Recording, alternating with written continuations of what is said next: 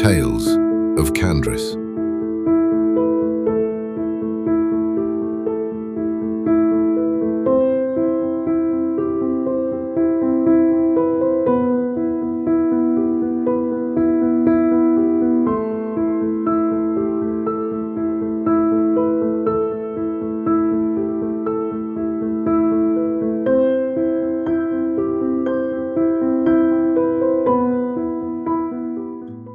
An icy wind blew in from the door, disturbing the smoke-filled air of the large hearth room. Curious as to who was entering, the usuals turned bemused eyes towards the closing door. A man threw back the hood of his fur-lined coat, revealing thick, dark brown hair and beard. Stormy grey eyes take in the surroundings as the patrons resumed their drinking. He approaches the bar and takes a seat. "Welcome, friend," came the greeting from the other side of the bar. The voice belonged to a woman with slightly greying red hair. There were faint smile lines beside her green eyes and an inviting, honest smile. She was charming, in the way only warm homes, hearty times and happy times are. "What can I get you?" she asked, gesturing to the large assortment of ales and lagers behind her. "Information, honestly," the man replied. "That comes with a one-drink minimum." The bartender retorted, waving a finger. Exasperated, the man asked for a mug of Founder's Gold, a local favorite, and asked if there were any rumors currently swarming about in the area. There was the usual hubbub of settlement life, fights here and there. A local official was caught in a compromising position with a man's wife. There was, however, an interesting story from a band of adventurers guarding a caravan from the White Spines. "Are they still nearby?" he asked. The bartender's thumb pointed to her left. "Big table, left of the hearth." Raising his mug in appreciation, the man walked in the direction she pointed. The group turned towards him as he approached. They were a competent bunch, judging by their confident demeanor. He bought them several rounds of drinks, and after a rowdy exchange of stories, jokes, and toasts, he had the information he needed. Afterwards, he thanked them for their time and left. Breathing in the crisp, early second shading air, walking back to the inn he was staying at, he reached into one of his many coat's inner pockets and pulled out a single golden hairpin. At the top, there was a small flower made of pink crystal with a gold center. It was a gift to Gwenfer for her first light day, after he had returned from patrolling the outer reaches of Tanbrun, his home settlement. He had been saving up much of his weekly stipend of silver chips, and happened upon it at a jeweler's store one day. After the customary bout of haggling, the merchant parted with it for 1 gold and 11 silvers. She was so happy when he gave it to her. "Oh, Onres!" she exclaimed, carefully taking it from him. "It's beautiful." Gwenfer gave him a stronger hug than her thin body implied, carefully put her long raven tresses in a bun, and pierced the pin through to hold it in place.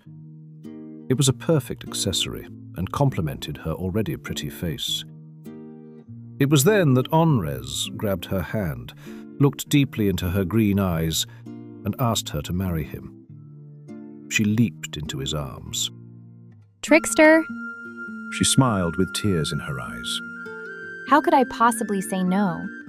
Later on, they approached her father for his blessing, which he gave immediately, having known Onres since he was a boy. Both of their families rejoiced, and the whole settlement was overjoyed.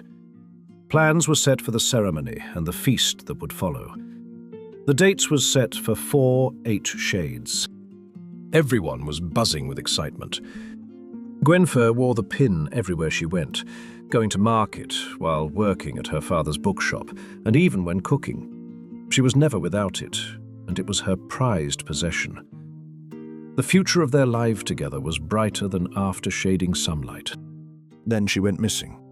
Onres had found out after he had returned from his scheduled patrol. Her parents said she went out with her friends into fields to pick flowers, but she never returned. After extensive searching for many movements, they found her unresponsive in a clearing of a nearby forest some distance away. Physically, she seemed unharmed, but no matter what they tried, she would not awaken. Looking down at her, face blank and expressionless, like a doll, Onres was speechless. He thought of all they had planned, all their dreams. Grabbing her hairpin, the young man told her family he would fix this, and left. He had learned of mind workers that specialized in situations like this. After 1 year of training, he had become a reclaimer. Onres squeezed the trinket in his hand and concentrated. He was still on the right track. The connection was strained, but still there. He was closer. A violent shove brought him out of his reverie. Gwenfer's hairpin skittered across the cold cobbles of a back alley. Onres reached out just as a swaying, cloaked figure swiftly moved over it. A clawed, four-fingered hand shot out from under the cloak and grabbed it. The stranger ran into the darkness of the alley. Onres pursued not far behind. He chased the figure through the narrow, twisting alleyways. His boots slipped on the slushy stones, cursing himself for his lack of awareness. The chase led into one of the settlement's well houses. The door was unlocked and hung open on its hinges. His eyes were just getting adjusted while he slowly crept inside. Large wooden buckets descended into the darkness of a wide hole in the middle of the floor.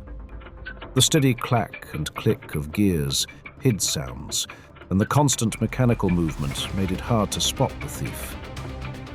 Onres had just maneuvered his way past the ordered chaos of machinery to find the figure staring down into the hole. Mischievous red eyes grinned evilly from within the folds of the cloak as it jumped into the inky blackness below. Of course. He breathed, approaching the hole.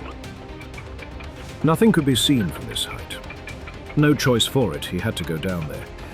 Grasping the ladder a few paces towards the outside, he slid down carefully into the unknown. After several moments and a few close calls, he was at the bottom. He landed on a stone platform next to a giant tunnel where water rushed into the well. Tributary tunnels helped distribute the overflow into other wells through the area. 5 in total led away for the main. Laying of the wet, fitted stone floor not far from his feet was the dirty, dark brown cloak he had seen earlier. He turned it over with the toe of his boot. Nothing stirred. No sign of who or what wore it. He glanced around him, trying to see where the thief might have gone. Frigid, splashing water made it hard to find any tracks or marks. Several failed attempts later, Onres decided to try a different tactic. He begrudgingly handled the discarded cloak and concentrated, seeking the thread of connection between it and the thief. His eyes glowed a bright blue in the gloom. There, he found it. It was faint but visible, a wiggling green light tracing from the cloth across the water and into the second tunnel to the right. He leapt the gaps towards his goal and carefully walked along the ledge into the passage. He pulled a long, thin mushroom from the satchel by his side. Flicking it gently twice, it began to glow, providing light to better navigate the narrow walkway. Onres carefully scanned his surroundings, approaching every corner warily in case of ambush. There was a large breach in the tunnel wall, leading into a natural cave. Confirming the light trail led inside, he walked on. Thanks to his vigilance, he noticed the trap in time. It was fairly sophisticated, given the materials used to make it. There was a very thin, almost translucent thread stretching across the path. Using his light to follow along its length, he found that it connected to a stick wedged under a wooden plank higher up the wall and further down the path. It wasn't hard to guess what was being held up there. His eyes narrowed as he stepped over the tripwire. Someone has a nasty sense of humor. This only made him increase his awareness, doubting that this was just set up for him. Having to keep an out for traps made this trip longer than he preferred, but there was no helping it. Avoiding several other surprises on the way, he found himself walking into a dank, large chamber. The smell alone could gag even the most hardened warriors. Along the walls were broken crates and barrels. Garbage was mixed with discarded bits of glass, broken pottery and other junk. Piles of gnawed bones were scattered off to his right. Other smaller tunnels led outward into the dark. Quick, furtive footsteps rushed behind him. He turned his head slightly in the direction of the sound, but didn't whirl around in a panic. Evil red eyes peered out at him from the shadows.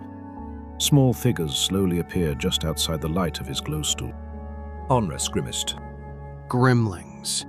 The creatures had dark grey skin covered in wispy dark hair. Vicious claws adorned their four-fingered hands. Jagged, dirty teeth grinned widely under the mischievous light of their eyes. Spite and cunning wrapped in a hunched little body. Out from among the dark, disgust press of bodies, something pushed closer to the light. She, at least Onres assumed it was a she, was much larger than the others. A dirty gown covered her form, and she had a head full of greasy dark hair. It was held up by something glimmering the glowstool's light. Gwenfer's hairpin. The creature held up her right hand with an upheld index finger and a slightly crooked thumb facing towards him. It was the sign asking to use open thought, the common parlance. He nodded his agreement, repulsed by the idea of touching this creature's mind. It was probably equally as unappealing as the thing's appearance. An image of a grasping hand, followed by Gwenfer's hairpin, shone in honor. This is mind. It was a question. Do you want this back? He nodded yes. The image of the grasping hand returned. So it's a trade she wants. Unconsciously, he ran through an inventory of all his possessions, his weapons, tools, other trinkets. An idea came to him just then. Keeping the mental inventory foremost in his thoughts, he reached into his satchel. The smaller gremlings glared at him suspiciously, and their mother's eyes became slits. He waved the hand with the glowstool slowly, indicating he meant no harm. With his other hand, he produced a large silver coin. On one side, there was an inscription of a leaping cloud-hop stag, the other, the image of a maple leaf. It was a cloud-hop grand from Danurin. He sensed interest in the female's mind as it shined in the glowstool's bluish glow. Onres fit the coin into the air quickly and caught it, making sure he had her attention. He repeated the motion, once, twice, thrice, then held it out to her. She tentatively began to reach out for it. He flipped it high into the air, catching all of the fetid group's attention. While they were distracted, he reached into his coat pocket and threw 2 pepper oil flasks on the ground. The large female's eye widened as she caught the movement too late. The flasks broke on the rocky floor, and the chamber was immediately full of the pungent, stinging scent. The gremlings scattered, retching and coughing from the smell. Even the female reacted violently. Holding his breath, Onres snatched Gwenfer's hairpin from out of the creature's greasy mane and ran out of the chamber. He hadn't retraced his route back for long before he heard the sound of clawed feet in hot pursuit. Thinking on his feet again, he decided to use the unpleasant little surprises he met along the trip here to his advantage. A lunge here, a thrown stone there, and the pursuers were getting a very unwelcome taste of their own medicine. While it may have slowed down a few, Onres suspected there were many more, dozens maybe. As he neared the cave entrance, he picked up a rock and threw it at the stick trap he noticed earlier. It hit square, sending the wide plank sliding from its high perch. A massive shower of stone began falling from the ceiling just as he dove out of the way. He looked behind him at the wreckage. It completely blocked the passage, making further pursuit unlikely. The young reclaimer continued the rest of his way back to the surface. Reaching the main inlet room, he carefully rinsed Gwenfer's hairpin in the waters heading through a tributary. It took a while to clean whatever grime in the gremling female's hair, but once it was clean, back into his coat it went. Climbing out of the well, he stepped into the orange dimness of Chalithro's encroaching shadow. It would soon be second shading. Onres walked back to his lodgings, congratulating himself for the astounding success. He was able to retrieve Gwenfer's hairpin from a grimling brood, and all it cost him was a silver coin. Notifying the watch about what happened to him, he continued on his way. A good meal and a hot bath was in order. Onres greeted the new day early, stretching before his usual calisthenics, then cleaning himself before leaving. He descended the stairs to the large dining area of the inn. Hargard's Comfort wasn't the best inn he'd been in, but the food was good, and his room was reasonably clean. He didn't need more than that. Onres! A jovial voice boomed. You're up early. Figured you'd wake up later after your little adventure. He turned to see the inn's proprietor coming out from the kitchen in the back. He was a stout fellow, broad of shoulder with a bit of a paunch. An easy smile spread widely under blue eyes and a mop grey hair. In a former life, he was once a well-known treasure hunter, travelling over much of Sunwood and even the Darkfold in search of fame and fortune. Time and several close calls had seen to his retirement, but not without a fair bit of wealth in the end. This inn was proof of his investment in the local economy. He and Onres chatted briefly when he bought a room, and Onres found him to be very likable. Can't sleep the day away that easily, Hargard. Onres replied, after ordering breakfast from the serving girl passing by. I'm leaving after I have something to eat. Off on that business of yours, I suppose. The larger man clapped him on the shoulder in passing. Well, clear skies and easy snows for your journey. And if you need a warm bed and good food, you know where to come. He laughed heartily while striding past the front desk and out into the daylight. Onres considered his next move while he ate. Judging by the conversation he had last night, his target wandering near the Shield Pines. The forest curved lazily around the eastern foothills of the White Spines. It would take around 2 8 shades to get there, and who knows how long to find what he was looking for. He would need to prepare carefully.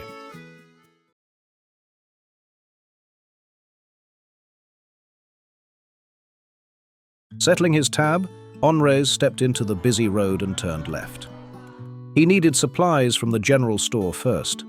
The owner was a sprightly older woman who flirted with him shamelessly, which he used to get a good price on savinilk jerky, a new camp cookware set, a tent, and other odds and ends. He promised to see her when he was in the area again and asked for directions to the blacksmith. After a short walk, the sound of metal pounding and grinding greeted his ears. The shop was a wide building with items for sale at one end and the metalwork in the back. He stepped inside as the shop bells rang loudly overhead. A friendly young woman greeted him, parting a thick curtain as she entered the room. Greetings. She smiled. How can we help you?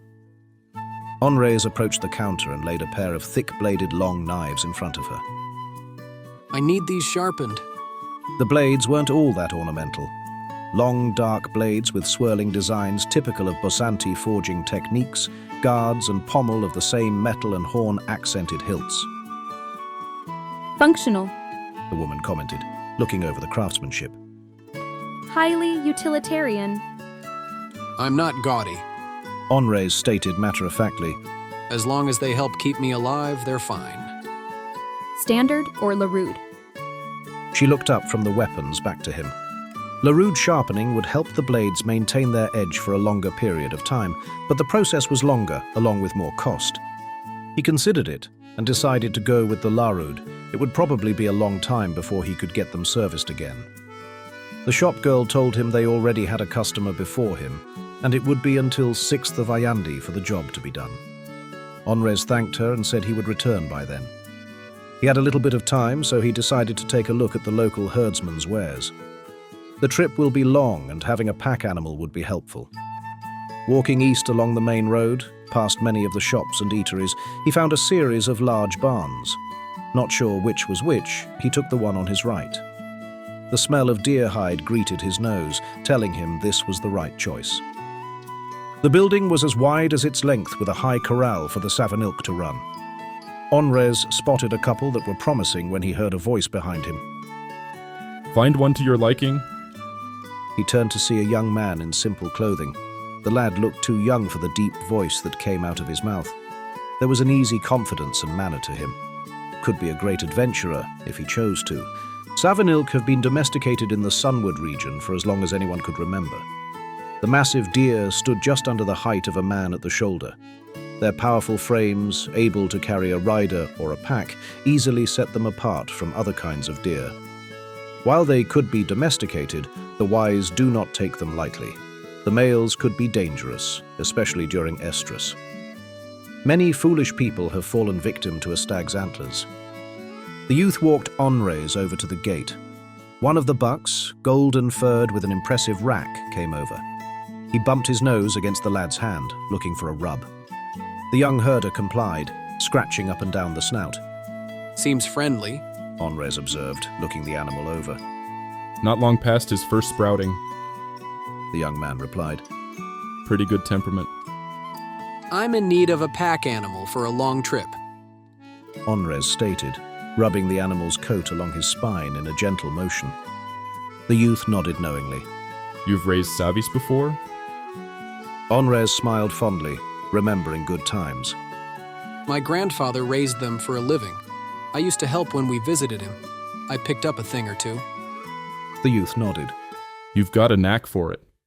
Ever thought of doing it yourself? Onres's eyes hardened. Possibly. Sadly, things prevented that from happening. An uncomfortable silence stretched between them. What's his name?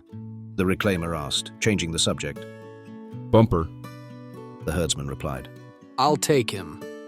The youth nodded again, and a series of direct questions began. Was he going to ride the buck, or just walk him? Likelihood of their survival? Is this a rental or permanent purchase? Once Onres assured him this was a purchase, they haggled on the cost. The young man was very shrewd in his business dealings. He found himself liking him more and more. I never asked for your name. Parth. The youth replied, extending a hand. Deal? Onres took his hand and shook twice. Deal. Parth scratched Bumper's snout one last time before he gave the lead to Onres. You made a good choice.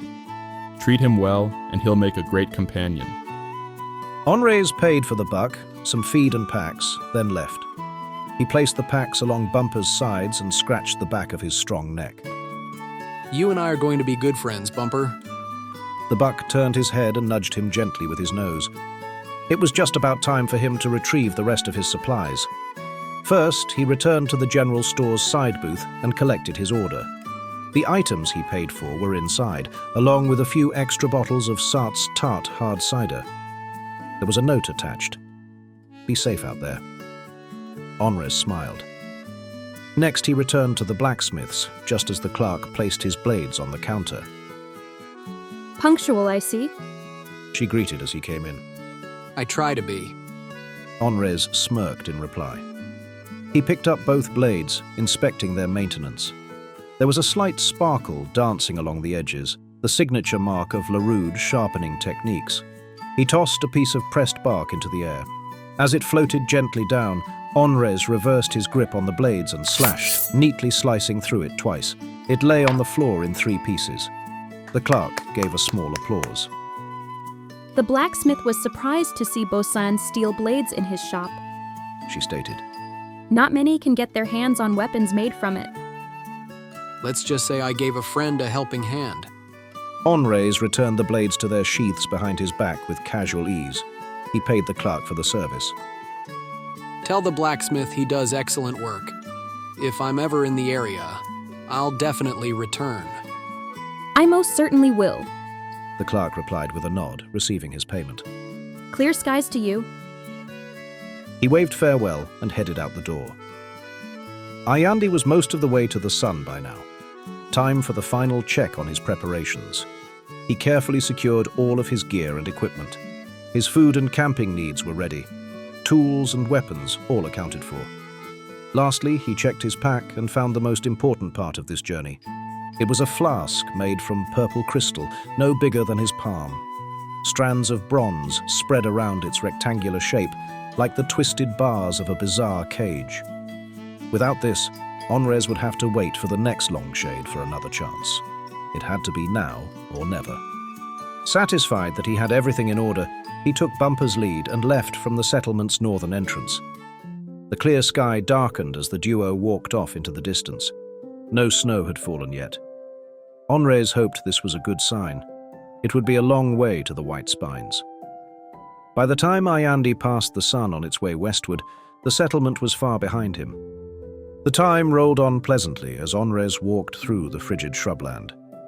Here and there he caught the beige and white form of a skulker just outside of his periphery. The sly, stealthy predators were fairly easy to fend off on their own. Thing is, skulkers rarely travel by themselves, preferring to stalk prey in groups of 4.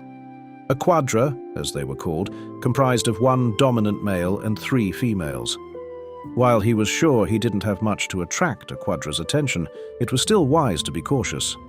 If one was watching you, it was safe to assume the others are as well. Onres pressed onward, wanting to make good time. By half to second shading, he planned to stop in a small forest not far from the road. He passed a large, covered wagon, heading toward Nemdis, the settlement he just left. It carried a family of 5, a man, his wife, and 3 children. They waved to him as he continued on by them. One day, He thought to himself. one day. Ayandi carelessly traipsed across the azure fields of the sky, finding Onres continuing his brisk pace. Bumper easily matched him with no complaint. The rhythmic click of his hooves filled the otherwise silent march. Thankfully, the skulkers Onres spotted earlier seemed to have lost interest. The weather had cooperated so far, the wind carrying only the briefest hints of snow. He knew it wouldn't always be this easy. Kandris, for all its cold, had a dynamic climate system. The heat from the 5 sisters, mixing with the frigid temperatures, created winds that swept the snows perpetually. It helps to keep life on Sunward more viable compared to the all-encompassing frosty night of Darkfold. Not wanting to be caught in any snowfall, he kept trudging. Chalithrot had begun its descent into view as Onres crested a small hill and paused to check his map. Reaching into his coat pocket, he grasped Gwenfer's hairpin concentrated. The familiar icy white light led off diagonally from where he stood. He nodded. The path still led to the northeast. If luck was on his side, he'd find his quarry soon. The snow began to fall just then. It was light, pleasant even.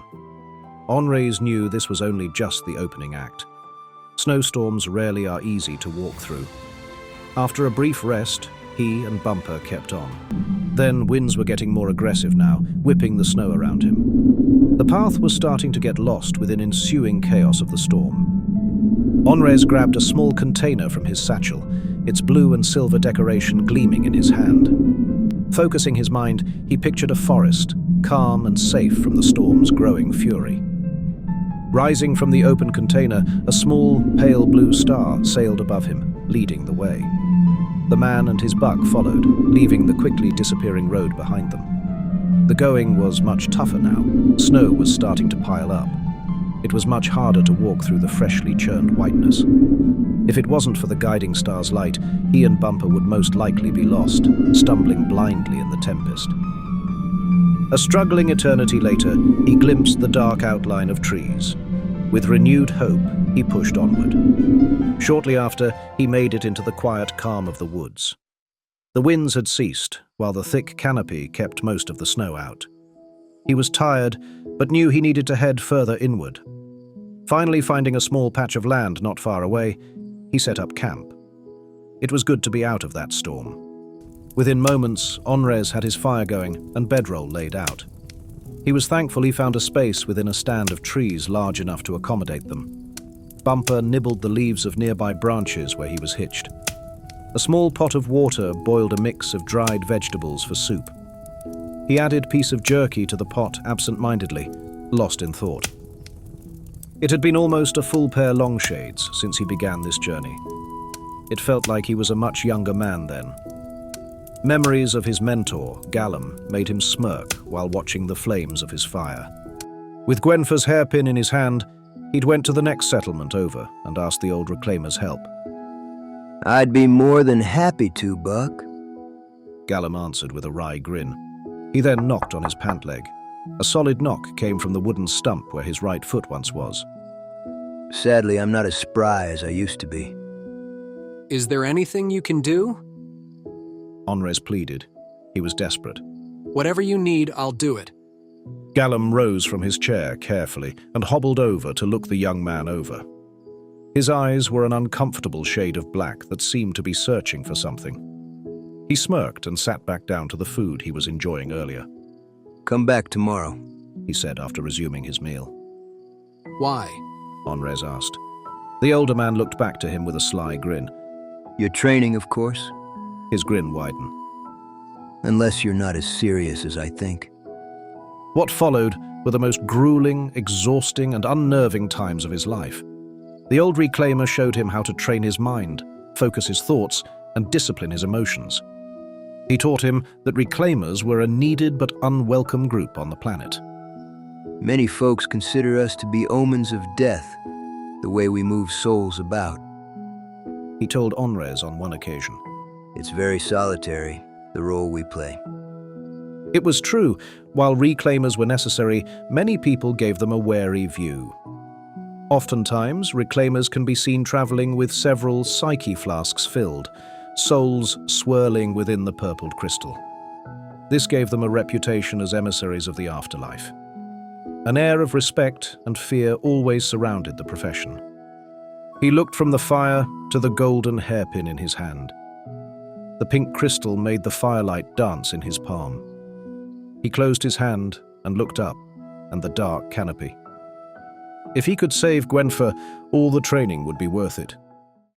It was the silence that woke Onres. Not just a lull in the regular sounds of the forest, it was an absence of any noise at all. The wind had ceased, snow had stopped falling. Not even the furtive footfalls of the smaller woodland creatures could be heard. It was as if every living thing in this area was holding its breath in waiting. For what, he couldn't fathom. He slowly rose out of his bedding and looked around. The fire was still burning, albeit slowly and low. There was no one else that he could see. He turned to see if Bumper was okay. The massive buck was still standing near the tree he was tethered to, but he was on alert. His ears were perked, and he was constantly surveying the dimness around the camp. Shuffling hooves gave voice to his agitation. Onres rose quietly and rubbed Bumper's sides and back to reassure him. It's okay, boy, he whispered, rubbing his snout. I feel it too. He scanned the surrounding area beyond the campfire's light for a few more moments until he saw something to his left. Or did he? It seemed to disappear as soon as he turned to get a better look. There it was. He saw it clearly this time. Floating within the grey forest gloom was a glow. It had a purplish-blue tint to it. It hovered slowly, seeming unbothered by the terrain around it. Onres was curious. What is that? Deciding to investigate, he gave a final pat on the buck's flank and headed off to see what it was. He tried to walk carefully through the fallen leaves and branches, not wanting to be detected. Comparing his treading to that of a skulker would be laughable, but he made a good effort. The glow was always just out of reach no matter how far he walked, as if it knew he was following. Onres stepped out from the canopied dimness into the sunlight.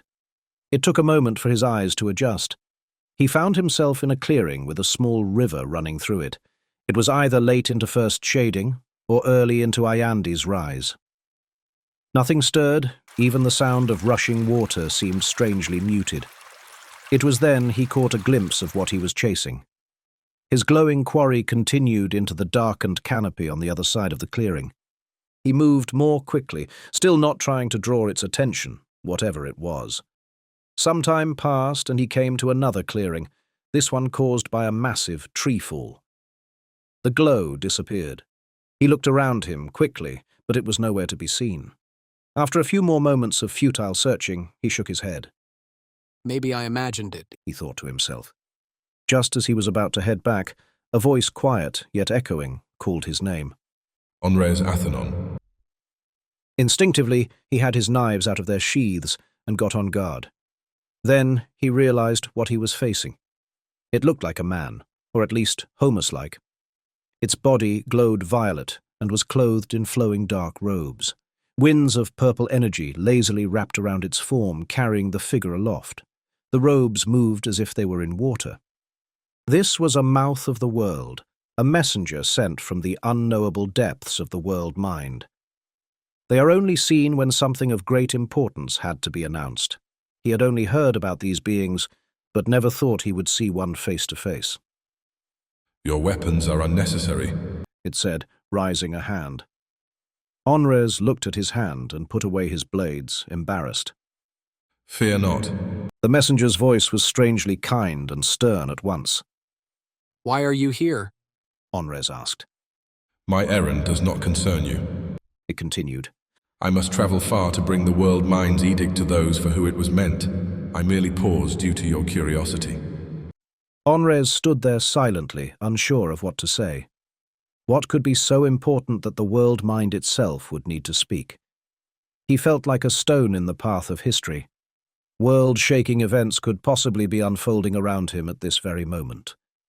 The mouth's eyes flashed brightly for a moment, and it titled its head, as if listening to a distant whisper. With a brief nod, it floated past the man to continue its journey. A massive, weighty presence could be felt in its wake. While floating away, the mouth paused and turned its head. A word of caution. In the future, a valued companion will offer advice. Be sure to take it. With that said, the enigmatic messenger proceeded onward to its task. Within moments, the forest soundscape returned, as if everything released the breath it was holding all this time. Onres slowly turned in the direction the mouth had gone. Finally, shaking himself out of his reverie, he headed back to camp. No one was going to believe what just happened to him. Bumper's grunted greeting met his ears when he came back. Onres was glad to see the buck as well. The snow seemed to have stopped. It was time to get back on the road. After grabbing a quick bit of breakfast, he packed up all his equipment and bedding.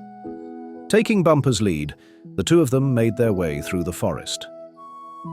They emerged into the sunlight sometime later, free of the canopied dimness.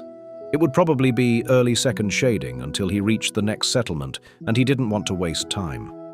The duo left deep tracks in the freshly laid snow behind them.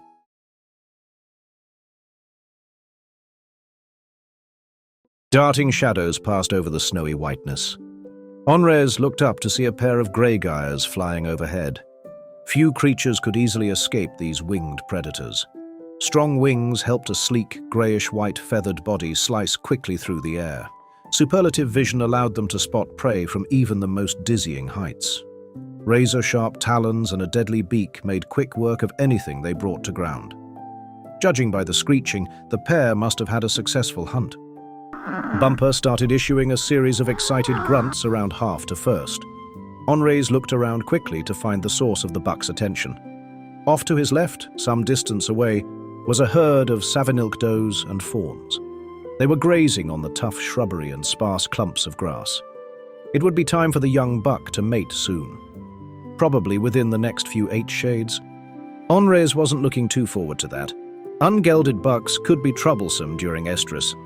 He didn't relish the idea of trying to travel with Bumper when that happened. Hopefully they can avoid any more herds and have this business finished before too long. They were making good time and the skies remained clear. It was around 1/4 that the pair encountered Atuil's watch on patrol. The men wore the settlement's standard blue and grey cloaks over their armor.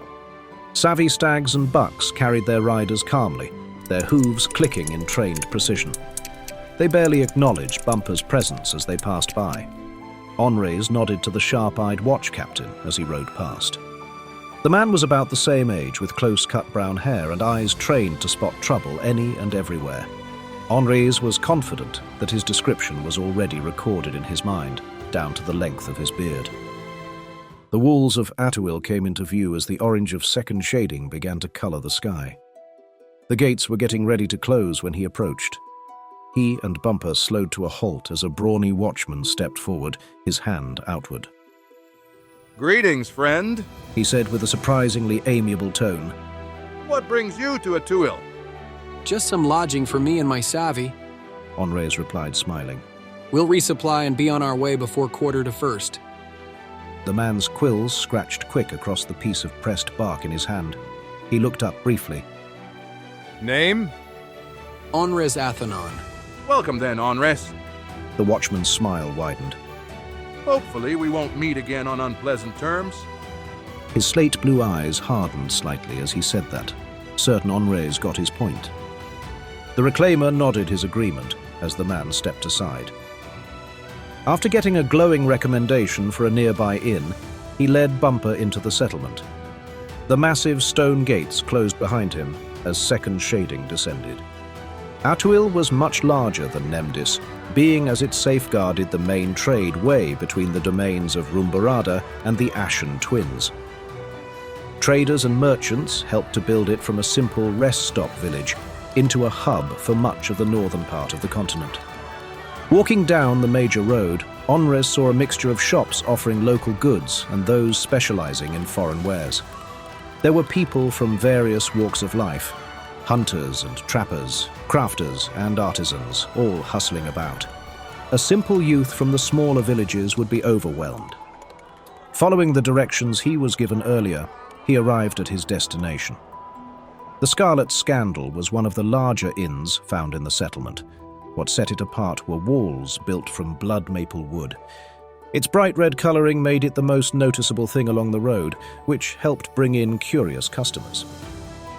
Onres first stabled Bumper around the back of the building. He removed the packs from his flanks and gave the stable boy a $1.50 grand to give the savvy good provender and care. He entered the inn through a side door and met the clerk. Welcome, friend. An energetic voice greeted. Thank you for choosing the Scarlet Scandal. The clerk was the usual obsequious type found in many such establishments. Balding grey hair covered his head, while a pointed nose held up a pair of wire-rimmed opticleers. A ready smile flashed across his thin lips. His wiry frame was dressed in vest and pants, a more muted shade of red than the building. He was standing behind a large, finely crafted darkwood desk. Would you be interested in our menu or just a room? Just a room for me, for now. Onres wanted sleep more than food. The clerk nodded enthusiastically while taking the reclaimer's payment for a room and Bumper's needs. He gave him a small key. You'll be on the 3rd floor, second room on your left.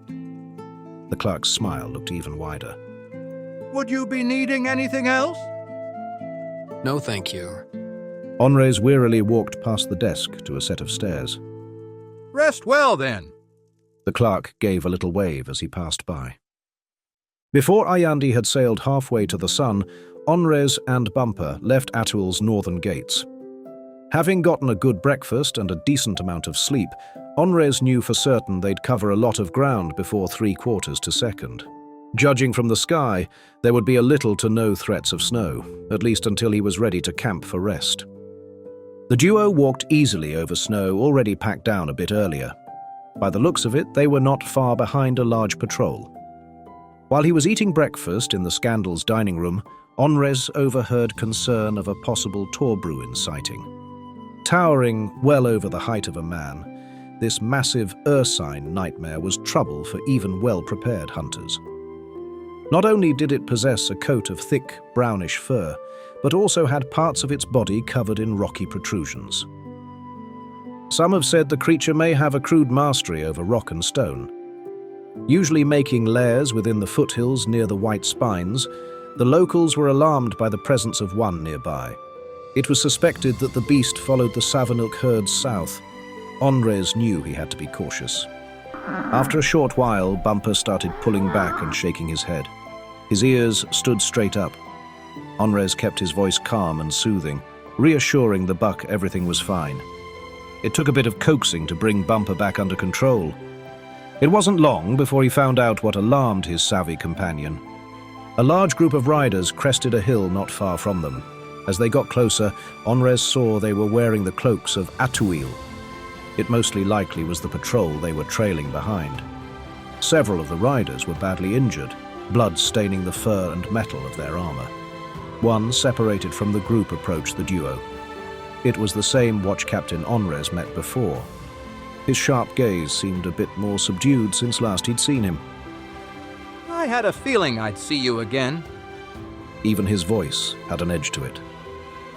Onres looked at the weary troop passing him by. There were makeshift litters with men carrying grievous wounds or dead. It was dragged by Savi's missing riders, their heads low, and as they were led along. Torbruin. The watch captain answered the unspoken question on the reclaimer's face.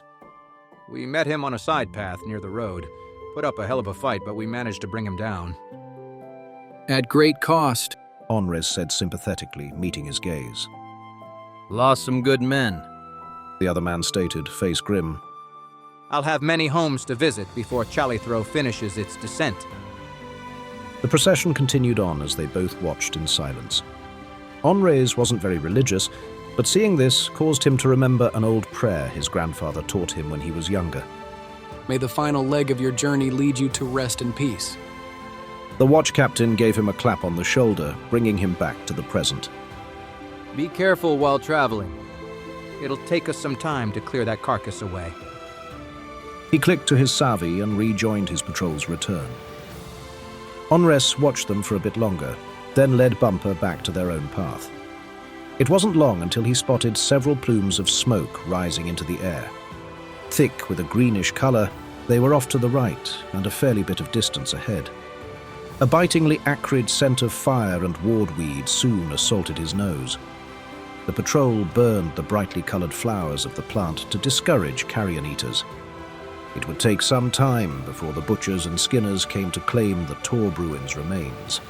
Kandris wasn't a planet that gave many things freely, and everything that was gotten was never wasted.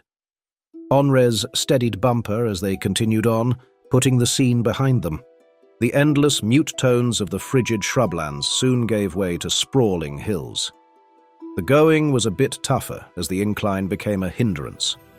Onres's breathing was measured, and even through the extra exertion. Walking like this was good for him. He felt that riding Savis, while needed for speed, ultimately deprived a person of necessary exercise. It was doubtful that many would be able to keep up the pace he set. By 2:15, he and Bumper made camp behind a hill not far from the road. The dream came back to him again. He was running with Gwenfer through a snowy field, clumps of blue blooms sprouting through the frost. Somehow she had gotten ahead of him, laughing happily. The daylight sparkled in her raven hair as she ran. You've got to be faster than that. She playfully teased him. She paused just long enough for him to get close, then dashed away before he could grab her. Oh, I'll do better, all right? Onres replied. While Gwenfer was fast, she was never able to outrun him for long. But this was strange. No matter how fast he ran, no matter the effort, he could never get any closer. She always stayed far out of arm's reach. Suddenly, he found himself running against forceful winds. A blizzard had come. His pace slowed while he struggled to move through the piles of snow. Onres. Through the howling gale, he heard her Onres. voice calling to him, her laughter taking on a more sinister edge to it. Soon his legs were all but frozen in place. His head turned around trying to spot her, but all he could do was hear mocking laughter. Then it came into view. A gigantic figure, obscured by the blizzard's whipping winds and the blinding snow, stared at him. Eyes that seemed to peer from far above him burned with an intense, icy white light. Gwenfer's voice wasn't laughing anymore. Onres. The tone of fear, even desperation, Onres. replaced the evil mirth. The giant reached out towards him, slowly. Onres tried to run, to move, but his limbs wouldn't obey him. Gwenfer's voice dropped several octaves as she shouted his name just before the creature grabbed him. No! Onres was awake, his hands stretched out in front of him. His bedroll and blankets were in a tangled mess around his legs. His eyes recognized the muted light filtering through the walls of his tent. The hidden monster was gone, so was Gwenfer. He was alone. He noticed a large shadow approaching his tent from the left. He instantly lunged out the tent's front flap and into a roll. He came up on guard, the dark metal of his long knives at the ready. It was only Bumper standing there, his large head tilted to the side, lead still tethered to a nearby stake. He must have walked over to the tent, probably concerned when he heard the man scream. The strange combination of his embarrassment and the savvy's concerned look was so comical, he started laughing. His blades fell from his hands, and he fell down in laughter. Tears were streaming down his face by the time an antlered shadow was over him. Onres looked up to see Bumper staring down at him in bewilderment. He rose from the frosty earth and hugged the savinilk's massive neck. It's all right, boy. He reassured, moving back to look the animal in the eye. I'm fine. It was just a dream, a very bad one is all. Bumper touched his snout to the man's face, as if to tell him he was glad everything was fine. The sky above was bright. Ayandi hadn't begun its march westward yet. Onres replaced his blades back in their sheaths and prepared to get on with their way. It was early, but that dream made him anxious, and he wanted to be farther along. First, Shading's deep amber tones painted the sky. Onres and Bumper had put a good deal of time and distance between them and the dream he had earlier. Thinking back on the parts he could remember, it seemed to have changed somewhat. The addition of Gwenfer's laughter changing and the shadowy giant weren't things he experienced before. Was it due to the fact he was getting closer to finding her? Did something else happen? Bumper's loud bellow shook him back to reality. The buck stopped several paces away from where another path intersected the main road. The man almost scolded him until he caught the sight of something approaching from the right, along the path. A light fog cleared as he tried to see what was coming. A figure wrapped in rags and bits of rusted armor came into view. There was no cloak or coat to cover the body. What could be seen underneath the tattered clothing were patches of dry, greyish skin over stark white bone. It walked with a halting gait, like its long, atrophied leg muscles were being forced into movement. There was a smell, a miasma of ash and ruin that wafted from it. Onres automatically took a few steps backwards. A hand flew behind him, reaching for his sheaths. One word escaped from his mouth, unintentionally. Ashen cold. As if hearing his outburst, the undead creature paused, its head slowly turning in his direction. Eyes, forlorn and distant, stared at him from within the folds of a ragged hood. They burned with undead light that seemed to convey deep sorrow. Onres maintained his distance, eyeing the creature cautiously. He had heard that making contact with the doomed inhabitants of Pruinaz could infect one with the same terrible curse. Whether it was true or not, he dared not test that rumor. Gathering his inner psychic force, he pointed a finger in the hooded thing's direction. Be on your way, remnant of the past. His voice boomed, feeling the energy adding power to his words. I seek not to deter your path. The hooded figure waved a hand covered in rags. It made a shooing motion like the man's words were an annoying insect. The figure turned away and silently continued further down the path. As it passed out of sight, Onres was puzzled. While he wasn't that proficient with the voice of lesser command skill, he felt confident he could direct an undead. It was almost as if the thing still had its mind and will. There might be something more to the curse than what was rumored. He shook his head and continued on his own way after waiting several more moments. Whatever it is, he wouldn't be the one to find out. A familiar ringing greeted Onres's ears as he walked. He looked up to see a sleigh pulled by a team of cloud-hop males far overhead. A fairly recent phenomenon within the past 12 longshades, the clodhopper courier delivered letters and packages on a regular basis all over Sunward. They were much faster than the usual wait of several 8 shades to receive post from a loved one. Onres waved up to the courier, fairly certain he didn't see him. He was surprised when he heard a handbell ringing happily in response. This brought a smile to the man's face. He always liked waving up at the courier as a boy. The idea of caribou climbing through the skies always fascinated him. Judging by the direction the team was heading, they'd be in White Peaks before first shading. A manic hustle and bustle greeted Onres when he finally entered the settlement of White Peaks. Located near the foothills of the White Spines Mountains, the settlement became a huge tourist attraction. due a recurring event the locals called tumbles now. It was a series of avalanches that occurred after the Avalanchadillo mating season. People came streaming in from the main gate, hoping to get a spot in a nearby field to watch. A festive excitement filled the hearts of everyone. There were shops offering everything from commemorative toys, maps to the best viewing spots, chairs for sitting and even sweet rolls in the shape of a balled-up Avalanchadillo. The settlement's whole economy was built around the timid little creatures. When the mating season was over, local trappers would catch as many as possible. Avalanchadillo shells are famous for their sturdiness. Local blacksmiths would sometimes overlay them in certain metals and further enhance their native properties. House Efgur, the rulers of this settlement, lived in an opulent estate not far from its center. Their ancestors converted a large hill into a sprawling collection of buildings, with a massive keep at the top. They taxed the people very lightly, following their ancestors' earthly Efgur sage advice. The weed of greed can kill a bountiful garden. Even though they followed this policy, they still were enormously wealthy, and the populace loved them as well. Despite it being his first time around this many people, Bumper kept his calm. He even poked his snout into a curious girl's outstretched palm. She laughed and waved as he and Onres walked past. Unable to fight their way through the surge of expectant humanity, the duo rode the wave down White Peak's main thoroughfare out through the northern gate. The rush came to rest in an open field full of sparse clumps of grass and flowers. It was in the perfect distance to the mountains, close, but not too close.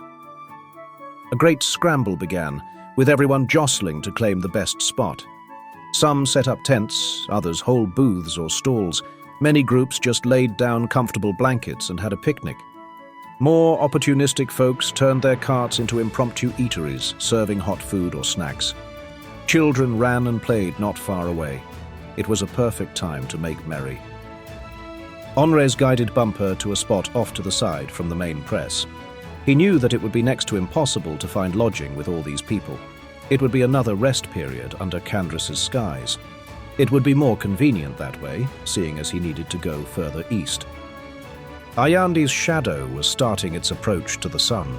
The world was slowly bathed in tones, amber and orange. When the sun was fully eclipsed, everyone held their breath. A low rumbling had begun to shake the ground. A great wave of snow and ice rolled thunderously down one of the larger mountain slopes. Occasionally, small dark shapes could be seen tumbling amongst the snow. Male Avalanchadillos, having completed their part in the mating cycle, were leaving their burrows in the care of their mothers. Their sturdy shells protected them as they careened heedlessly through the air. Several similar avalanches took place among the other mountains, filling the world with a deafening roar. Everyone held their hands over their ears, laughing and enjoying the spectacle. Then, as suddenly as it started, it was over. People rose from their seats, cheering and clapping. Even Onres couldn't resist joining in. While the snow was settling, crowds started dispersing. Some were heading back to White Peaks, others in different directions, probably towards home and warmth. Onres took his tent down from Bumper's back and set up camp. Proximity to the large settlement would ensure they wouldn't have too much trouble resting.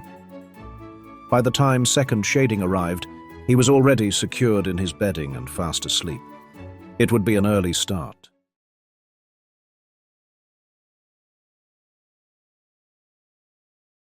Before Ayandi began her daily journey, Onres and Bumper were already setting a demanding pace.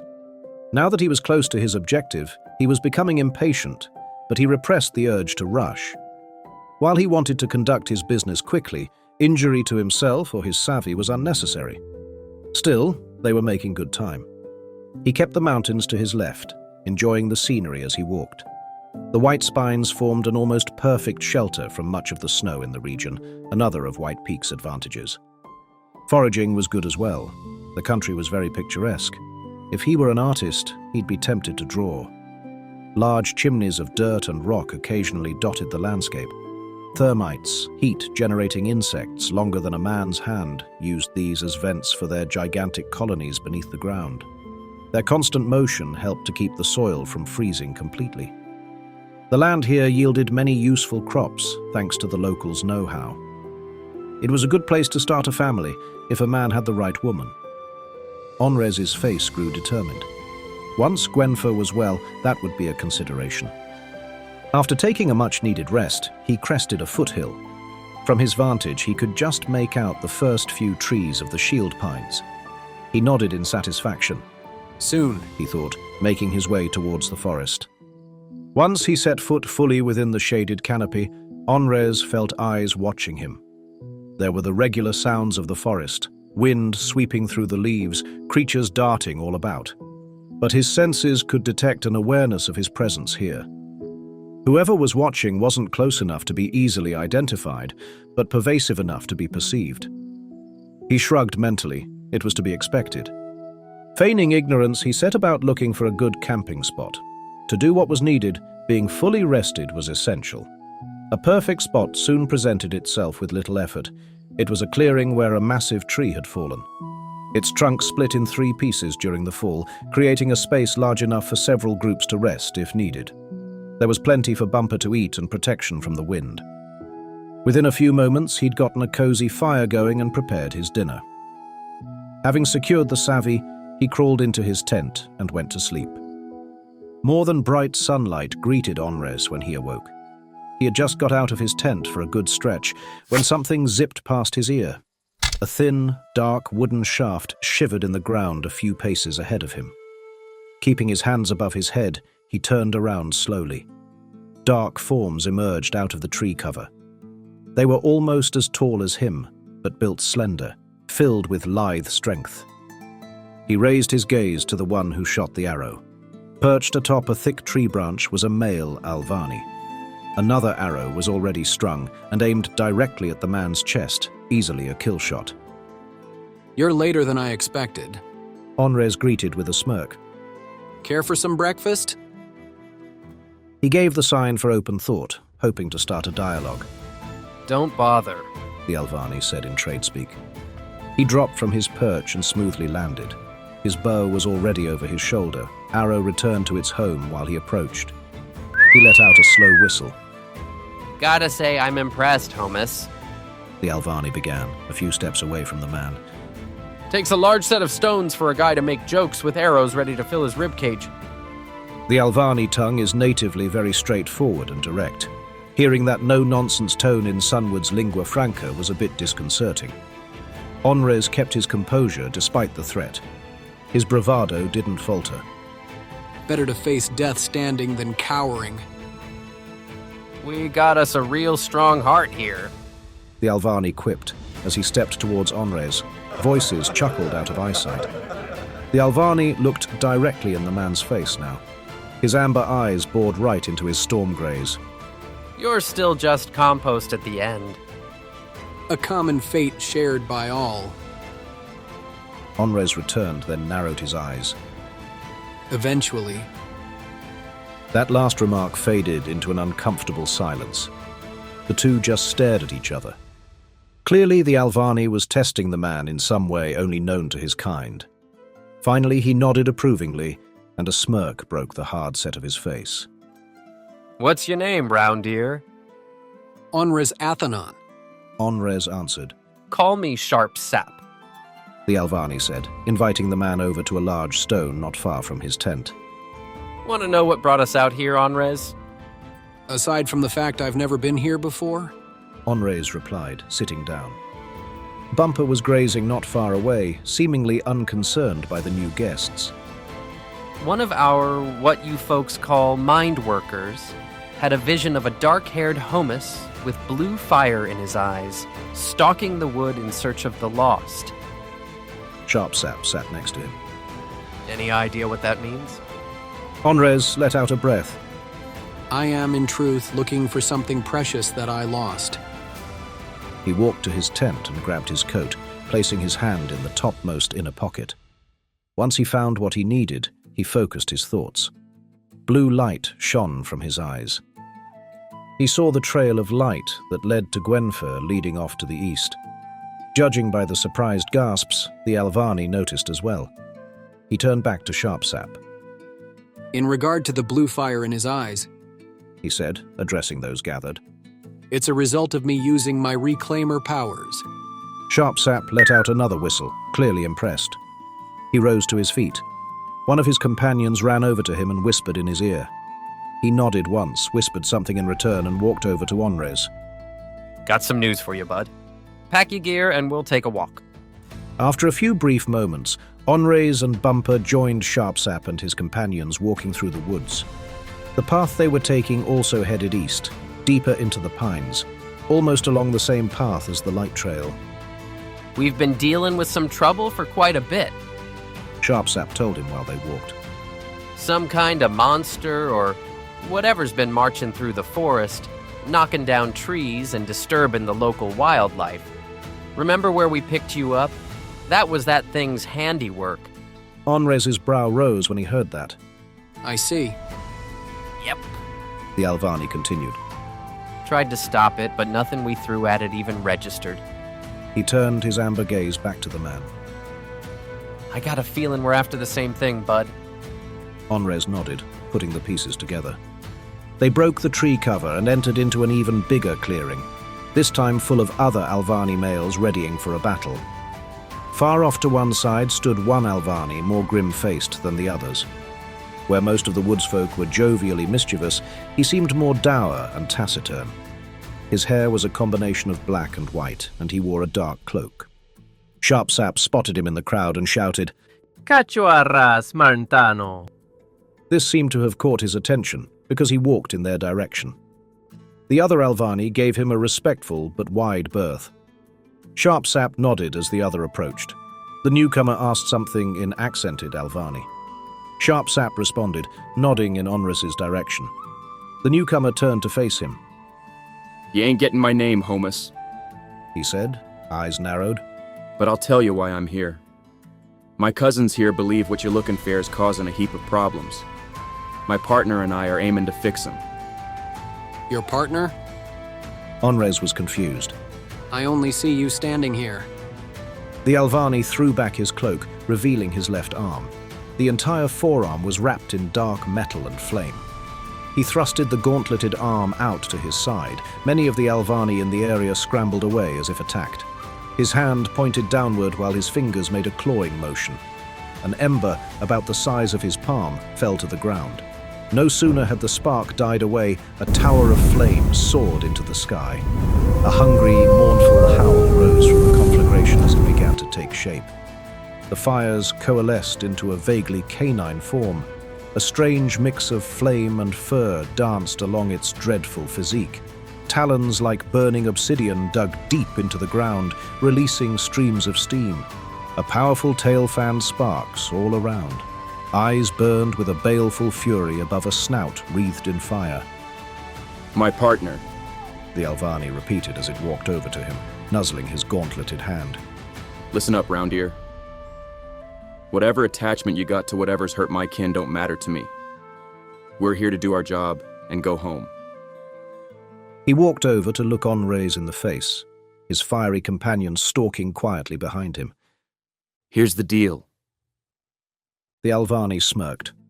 He turned and pointed off into the distance. A short walk away is what we all came here for. You got till the fall of Chalithrot to get this handled. He turned back, but this time with a grim smile that matched the hardness of his eyes. If by then you ain't got your business settled, my partner and I take it from there. And by the time we're done, it'll be a pile of slush.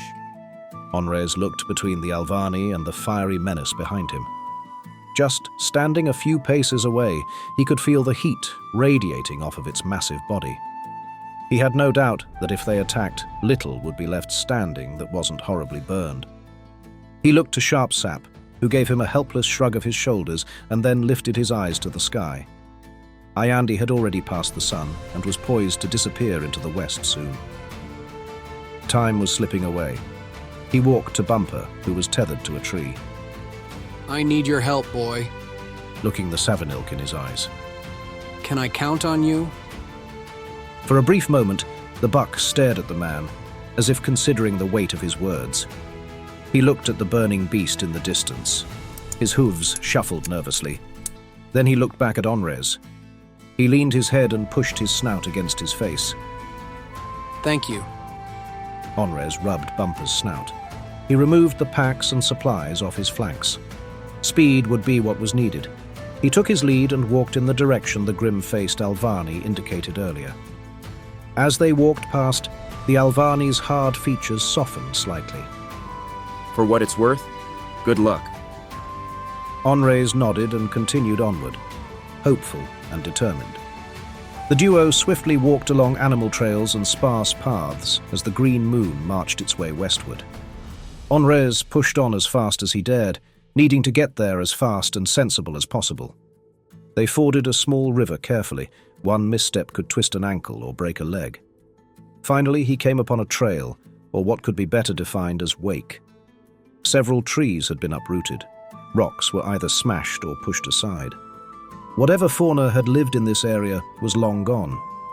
Now that an obvious swathe of destruction could be followed, he picked up the pace. The Alvani weren't lying about the devastation being caused. Here and there, Onres could see smears of blood as he hurried. He reached into his pocket for the golden hairpin and concentrated. The icy white light was intensifying the closer he got. It wasn't until they entered a large clearing that he saw her. He almost dropped to his knees, unable to believe what he was seeing. He whispered her name through trembling lips. Gwenfer? The thing that housed his beloved's consciousness, her very soul, turned to face him. Monstrosity was the only correct word to describe what was before him. It was a crude, rude amalgam of ice and frost, put together in some evil parody of humanity. There were no eyes, nose, no face at all even. Only a pulsating, icy blue glow danced within what could be a torso. Gwenfer! He shouted, taking a few steps forward. His hands and his eyes began to fill with bluish-white light. It's me, Gwenfer. I'm here to help you. The icy abomination lumbered slowly towards him, raising a massive, club-like limb. Onres moved closer as well, his hands stretched outwards. Yes, that's right. I'm here to take you back home. He walked on, heedless of the possible danger. The construct raised its club and brought it down faster than he anticipated. He was suddenly knocked aside and sent sliding across the ground. He looked up from his prone position to see what happened. Bumper had caught the construct's club in his antlered rack. The Savi had saved him from being crushed at the last moment. The mighty savinilk threw his head to the side, dislodging the clumsy limb from his rack. Pivoting on his strong forelimbs, he shot out his hind feet in a powerful kick. The icy construct, not made for grace, tumbled unceremoniously to the ground in a heap. As he rose to his feet, Onres noticed something on the construct's underside. In the place where its hip and waist would be were a series of glowing symbols in a circle. The reclaimer recognized them as the 7 sigils of subjugation, a powerful work that bound whatever was marked with them into servitude. Strangely, only 6 of the 7 were visible. The 7th and most important master sigil was gone. Without it, the construct was masterless and out of control. Bumper ran over to him and the man jumped onto his back, patting the Savi thankfully. He looked up at the sky to see Chalitthrow making its downward path. He would need to act quickly. His eyes reignited in bluish-white fire while the construct clumsily got back to its feet. The reclaimer patted his Savi on the neck one more time. Okay, boy, he said, eyes burning with determination. Let's get to work.